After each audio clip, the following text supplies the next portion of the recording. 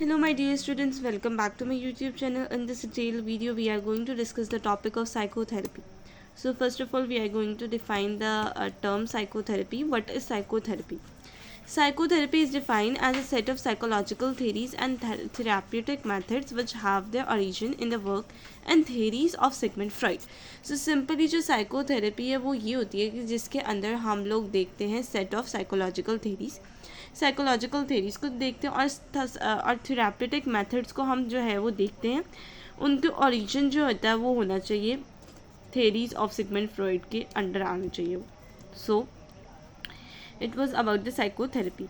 According to Freud, neurotic problems in later life are a product of the conflict that arise during the Oedipal phase of development. These conflicts may be repressed because the immature ego is unable to deal with them. So we are going to discuss the basic assumptions. इसके अंदर कोई भी मुश्किल चीज़ नहीं जो मैं आपको अच्छे तरीके से बयान करूँ. Just go through it just. So basic assumptions psychoanalytic psychologist या आप साइकोथेरेपिस्ट भी इसको कह सकते हैं. See psychological problem as rooted in the unconscious mind. So ये कहते हैं कि हमारे पास जो डिस्टर्बेंस कॉज होती है साइकोलॉजिकल डिस्टर्बेंस, उनकी मेन वजह ये होती है कि हमारे पास जो होते हैं ना अनकॉन्शियस माइंड होता है. जो चीज़ें हमें तंग करी थी वो हमारे अनकॉन्शियस, जिस तरह मैंने आपको पहले बताया कि there is a consciousness, there is a सबसे पहले हमारे पास इतना सा लेवल होता है कॉन्शियसनेस का, फिर होता है सब कॉन्शियसनेस का, देयर इज़ अ लार्ज जो लेवल है या वैल्यू है वो अनकॉन्शियस माइंड के. तो वो वहाँ पर वो कहते हैं कि जो हमारे पास साइकोलॉजिकल प्रॉब्लम्स होती है वो वहाँ से उनका जो रूट होता है वो अनकॉन्शियस माइंड के अंदर होता है. सो अब हमारे पास जो है ये पॉइंट्स है 4. इसके अंदर 2 हमारे पास मेथड है कॉज के और फिर 2 मेथड है ट्रीटमेंट के. उसके जो है वो हम कि किस तरह ओवरकम कर सकते हैं, किस तरह क्योर कर सकते हैं साइकोलॉजिकल प्रॉब्लम्स को. सो हम कॉज से स्टार्ट करते हैं. मैनिफेस्ट का मतलब होता है क्लियर, डिस्प्ले या show. Manifest symptoms are caused by latent या हिडन डिस्टर्बेंस. अब जो हमारे पास साइकोलॉजिकल प्रॉब्लम्स उनकी मेन वजह होती है लेटेंट या हिडन डिस्टर्बेंस हमारे अनकॉन्शियस माइंड में. पहले ये बात होगी hidden disturbance in unconscious mind, simple. फिर typical causes include unresolved issues during development और रिप्रेस्ड ट्रॉमास. अब दूसरा को पहले तो ये हो गया कि हमारे जो दिमाग है, हमारे जो अनकॉन्शियस माइंड है, उसका जो एक ब्रेन का पार्ट है, जो माइंड का पार्ट है, उसके अंदर क्या होता है हमारे पास कि लेटेंट छुपी हुई डिस्टर्बेंस होती हैं. जो अनकॉन्शियस माइंड में वो वही चीज़ होती है जो छुपी हो. तो वो छुपी हुई जो चीज़ें होती हैं ना, कुछ छुपी हुई जो हमारे पास डिस्टर्बेंसेस होती हैं वो कॉज होती है साइकोलॉजिकल प्रॉब्लम का. दूसरा हमारे पास अगर हम कॉज देखें तो अनरिजॉल्व जो रिजॉल्व नहीं होते इश्यूज़ या डेवलपमेंट के जो टाइम पीरियड में भी हो सकते हैं या अर्ली चाइल्डहुड में भी हो सकते हैं, या रिप्रेस्ड ट्रॉमास. रिप्रेस्ड जो हमारे पास वूंड्स आप कह लें, रिप्रेस्ड ज़ख़म होते हैं. ट्रॉमास जो है वो ज़्यादा अच्छा वर्ड है तो आप वो यूज़ करें कि जो रिप्रेस्ड जो छुपे हुए ट्रॉमास होते हैं वो भी कॉज होते हैं हमारे पास साइकोलॉजिकल डिस्टर्बेंस के या प्रॉब्लम्स के. आप क्योर देख लेते हैं, cure method. Freud believed that people could be cured by making conscious their unconscious thoughts and motivation, thus gaining insight. अब जो यहाँ मेन वर्ड है वो इंसाइट का है कि हमें अंदर का मामला, अपने दिमाग के अंदर का मामला जो है उनको चीज़ों को रिजॉल्व करना है. वो किस तरह रिजॉल्व होगी, क्योंकि फ्रॉइड का ये मानना था कि जो हमारे पास अनकॉन्शियस माइंड के अंदर अनकॉन्शियस थॉट्स जो है वो मेन कंट्रीब्यूट करती है हमें.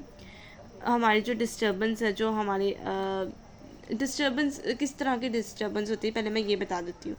ऐसी चीज़ इमोशंस तो आपने पढ़ा हुआ है, फियर, लव, एंगर, सारा कुछ, रिसेंटमेंट, डिस्गस्ट, सारा कुछ आपने इमोशंस के बारे में पढ़ा हुआ है. सो जो इमोशंस जो है वो कोई भी इमोशन एक्सट्रीम पे पहुँच जाए ना, कोई भी इमोशन है तो वो साइकोलॉजिकल डिस्टर्बेंस कॉज करता है. सो उस इमोशंस को या फिर इमोशंस के अलावा भी बहुत ज़्यादा चीज़ें होती हैं जो कि आपको डिस्टर्बेंस कॉज करती है. उनको हम किस तरह ठीक कर सकते हैं. सबसे पहले तो फ्रॉइड ने ये कहा कि ये छुपी हुई होती हैं चीज़ें, ठीक है. अनकॉन्शियस माइंड तो आता ही छुपी हुई चीज़ों के अंदर है, वो छुपी हुई चीज़ों को स्टोर करता है. तो ये छुपी हुई चीज़ें होती हैं. या फिर हमारे पास जो ड्यूरिंग डेवलपमेंट के अंदर हमारे पास कुछ ऐसे ना हल जो हमारे पास मसले थे वो हल नहीं हुए होते, तो उनकी वजह से हमारे पास डिस्टर्बेंस आती है, psychological disturbance.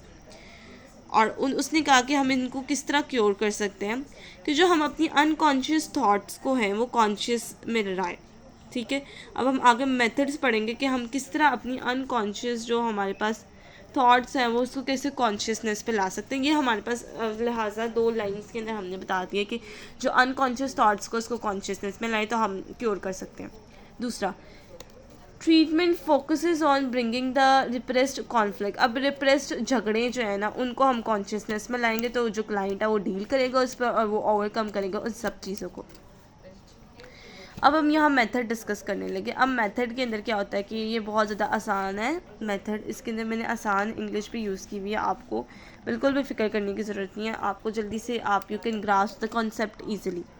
So in psychotherapy Freud would have a patient lie on a couch. ये देखिए, ये हमारे पास मैंने एक रफ डायग्राम बनाई है, ये हमारे पास पेशेंट है, ये एक काउच पे लेटा हुआ है और यहाँ फ्रॉइड इसकी ऑपोजिट साइड पे ये थेरेपिस्ट बैठा होता है। ये इस प्रोसीजर के अंदर होता है ना, प्रोसीजर या मेथड कह लें आप साइकोथेरेपी का।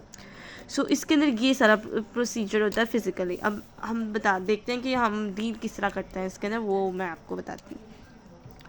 लाई on a couch to relax. अब यहाँ पे क्वेश्चन राइज होता है कि भाई वो लेटने के लिए क्यों कहता है, क्योंकि जो it has been proved scientifically that when you are lie on a couch or on a comfortable place then you are relaxed and all the emotions are easily going through it and you feel comfortable, you feel a safe environment. So जहाँ आप safe environment होंगे वहीं पे आप मसलों को हल करेंगे, जहाँ आपको सेफ इन्वायरमेंट नहीं मिलेगी वहाँ और मसले बढ़ेंगे। इसलिए फ्रॉइड जो अपने क्लाइंट को लाई ऑन अ काउच पे लिटाता था and he would sit behind them taking notes while they told him about their dreams and childhood memories. जो पेशेंट है वो ड्रीम्स के बारे में या फ्री एसोसिएशंस के ज़रिए, ड्रीम एनालिसिस के ज़रिए जो है वो बताता था अपनी सारी थॉट्स, इमोशंस और या एक्शंस बताता था सिंपली इस प्रोसेस के अंदर। Psychoanalysis would be a lengthy process involving many sessions with psychoanalyst. During analysis, the analyst offer interpretation. Interpretation को हम understanding भी कहते हैं. Interpretations of the patient's thoughts, actions, and dreams, and point out the differences by carefully waiting until the patient himself is about to gain the same insight to the analyst can maximize the impact of interpretation. Of particular significance during psychoanalysis are the patient's attempt at resistance. They may attempt to block discussion by challenging the subject quickly, for example, or even. अच्छा, अब यहाँ पे आपने सबसे पहले procedure पढ़ लिया कि फिजिकली क्या इन्वायरमेंट, किस तरह सेफ इन्वायरमेंट आपने इसके अंदर क्रिएट करनी। दूसरा ये करना है कि आपने जो है वो अपने क्लाइंट को करना है कि वो जो है अपनी मेमोरीज बताएं, अपने एक्शंस या अपने थॉट्स बताएं, ठीक है, अपने ड्रीम्स बताएं। सिंपल सेकंड बात ये होगी। अब दूसरी बात ये होती है कि कुछ कई दफ़ा ये होता है कि जो क्लाइंट है वो रेजिस्टेंट होता है, कुछ बातें बता नहीं रहा होता, वो रेजिस्टेंस एक शो कर रहा होता है जो पेशेंट होता है।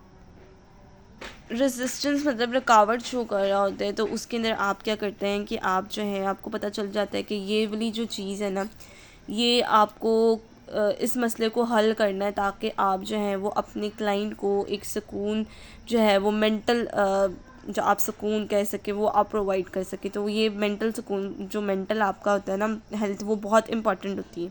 सो वो आपको रेजिस्टेंस के ज़रिए से पता चलेगा। तो ये 3 पैराग्राफ्स थे, इसके अंदर 3 बातें थी और ये और इवन से हम आगे देखते हैं क्या है।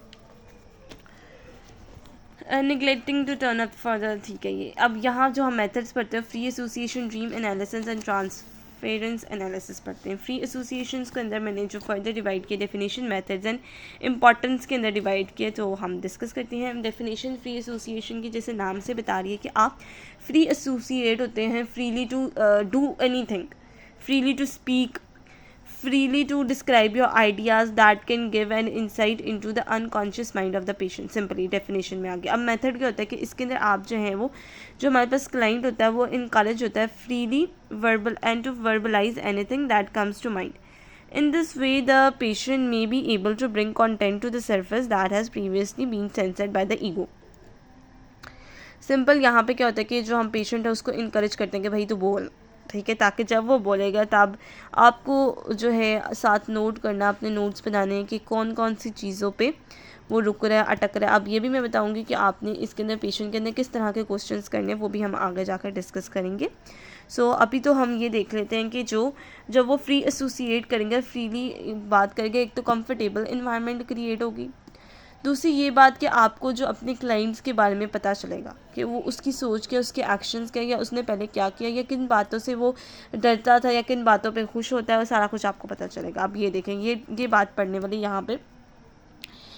This technique involves a therapist giving a word or action, and the therapist immediately and the patient immediately respond in an constant way with the first word that comes to mind। अब ये शर्त है कि जब आपने जो है ना, आप अपने थेरेपिस्ट, जो पेशेंट है, थेरेपिस्ट जो है वो थेरेपिस्ट अपने पेशेंट से बात करेगा और जो है वो एक आइडिया और वर्ड के मुताबिक एक वर्ड दे देगा और कहेगा इसके बारे में बताओ। जैसे एप्पल है, फॉर एग्ज़ाम्पल चेयर है, तो आप चेयर के बारे में बताओ कि आप इसको डिस्क्राइब करो। फॉर एग्ज़ाम्पल आप उनकी पर्सनल लाइफ के बारे में पूछने के लिए आपको एक जो है वो ये भी पूछ सकते हैं कि आप अपने पेरेंट्स के अंदर किसको ज़्यादा पसंद करते हैं, या अपनी चाइल्डहुड के बारे में पूछ सकते हैं। आप देखिए वो फ्री एसोसिएट करें ना। सो अब यहाँ पे हम देखते हैं आगे। अब इसके अंदर क्या होता है, फ्री एसोसिएशन के ज़रिए हमें फ्रेगमेंट्स ऑफ रिप्रेस्ड मेमोरी, कुछ हिस्से पता चल जाते हैं, जो छुपी हुई जो मेमोरीज होती हैं फ्री एसोसिएशन के ज़रिए। ये हमारे पास 2 हेडिंग्स कवर होगी। डेफिनेशन तो मेरे ख्याल से आपको समझ आ गया, क्योंकि मेथड्स मैं आपको फर्दर समराइज़ कर देती हूँ, फिर हम आगे अपनी इंपॉर्टेंस की तरफ चलेंगे। सो यहाँ पे आता है गिविंग इनकरेजमेंट, कि आपने इनकरेज करना है टू स्पीक। फिर आपने टेक्निक के बारे में बताना है कि आपने वर्ड या आइडिया देना है। फिर फ्रेगमेंट ऑफ रिप्रेस्ड मेमोरी आपको पता चल जाएगी। अब सेकंड पे बेनिफिशियल, यहाँ फ्रॉइड ये कहता है कि ज़्यादा बेनिफिशियल नहीं है, क्योंकि जो है ना वो रेजिस्टेंस शो करते हैं, इतना ज़्यादा बेनिफिशियल नहीं है, या वो इस तरह शो करते हैं कि वो थेरेपिस्ट को इग्नोर करते हैं, निगलेक्ट करते हैं, दोबारा नहीं आते फ्री एसोसिएशन में। अगर थेरेपिस्ट जो है वो कॉन्टीन्यूसली जो है वो क्वेश्चनिंग करें तब। सो ये यहाँ पे ये है कि it is just like the flashback from a war और अ रेप एक्सपीरियंस। सो यहाँ पे फ्रॉइड ने सिंपली यही कहा था कि जो है ना it is not so much beneficial because the जो क्लाइंट है वो रेजिस्टेंस शो करता है। It is not prove useful if the client shows resistance. ठीक है, अगर यूजफुल तब होगा जब क्लाइंट शो रेजिस्टेंस नहीं करेगा। So in the next part we are going to discuss the dream analysis, so stay tuned with my YouTube channel, and if you like this video so please like, share and subscribe my YouTube channel.